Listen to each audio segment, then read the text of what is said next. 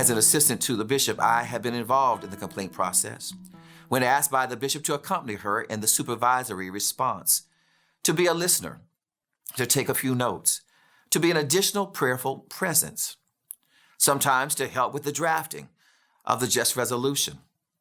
I have also, on behalf of my bishop, at her request, led the supervisory response. It can be an overwhelming task to participate in the process, this journey, not to mention to assist in facilitating it. What I have gained from the experience was that I had to come to the process fully understanding my role, my position.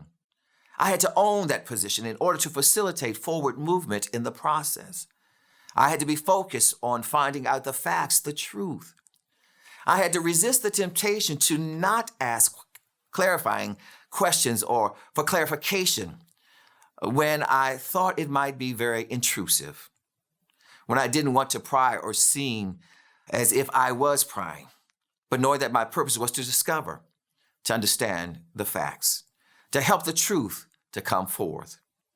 I believe this resource will be a gift, a beginning point for those needing an entry to grappling with the complaint process and its nuances, a reference point for those wanting to confer, and a touch point for confirmation that your thinking and research, reasoning, discernment are correct, on point. I want to remind persons, in particular my fellow assistants to bishops, that this work is not intended to be done alone. I encourage you to reach out to one another. Let us reach out to each other for ideas and resources and support during the response process. Every complaint is unique, and there is no one size fits all.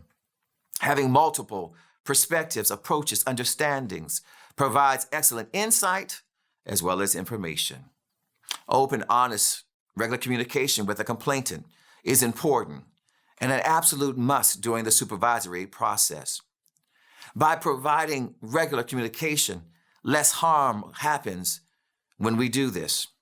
We do not want to interact in any way that would leave the complainant feeling betrayed by the church. That is not how we want to operate. One of the challenges of this process I found was having to grapple with the difference between confidentiality and privacy of the situation and the responsibilities that accompany being a conference leader. In your role to help lead this process, you will have to figure out that balance. How will you balance confidentiality and transparency of the process with all the parties who are involved?